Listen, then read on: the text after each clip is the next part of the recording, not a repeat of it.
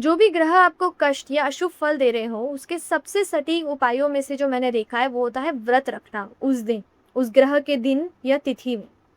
होता ये है कि आपके सेल हमेशा नए-नए बनते हैं, पर जब आप व्रत रखते हो तो सेम सबकॉन्शियस पैटर्न रिपीट नहीं हो रहा होता। आप जब खाना खाते हो तो सेम पैटर्न आप जाता है, सेल बनते हैं, लेकिन जब आप व्रत रखते हो, तपस्या करते हो, तो आपके कर्म कटते हैं, वो जो सेल डेवलप होते हैं, वो नए पैटर्न्स में होते हैं। अब होता ये है कि आप जब कोई भी व्रत रखता है तो वो ये भी कहते हैं कि व्रत इतने टाइम से हम रख रहे हैं पर उसका कोई फल नहीं मिल रहा।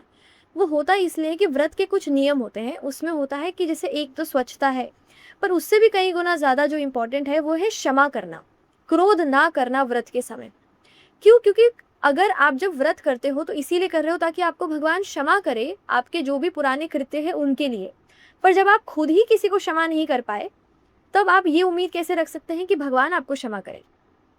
इसीलिए जब आप जितना ज़्यादा दया उस दिन दिखाते हैं, उतना ज़्यादा आपका रेमेडीज़, आपके जो उपाय हैं, वो फलीभूत होते हैं। अब होता ये है कि क्षमा का मतलब ये नहीं है इग्नोर करना या छोड़ देना। क्षमा का मतलब है आप किसी के पर्सनैलिटी को बेटर बना रहे हो, किसी के पर्सनैलिटी को, किसी के कॉन्शियसनेस को अच्छा बना रहे हो, ग्रो करा रहे हो। जैसे देवी महात्म्य में दिया है कि ऋषि कहते हैं कि देवी को कोई आवश्यकता ही नहीं थी कि वो अस्त्र-शस्त्र से इतना बड़ा युद्ध करे और उस असुर को मारे। फिर भी वो करती हैं, वो केवल देख कर भी उसका संहार कर सकती थी, बट फिर भी उन्होंने अस्त्र-शस्त्र से उन्हें मुक्ति देने की सोची, ताकि असुर को भी मुक्ति मिले। यानी जो देवी स्वयं या जो भगवान स्वयं आप जिनकी पूजा करते हो, वो खुद असुर के लिए भी यही सोचते हैं कि कैसे उन्हें मुक्ति मिले। आप जब उन्हीं की पूजा कर रहे हो, आप ये कैसे सोच सकते हैं हम कि हम जब उन वहाँ पर क्रोध करेंगे या किसी पर दया नहीं करेंगे तो हमें हमारा फल मिलता है।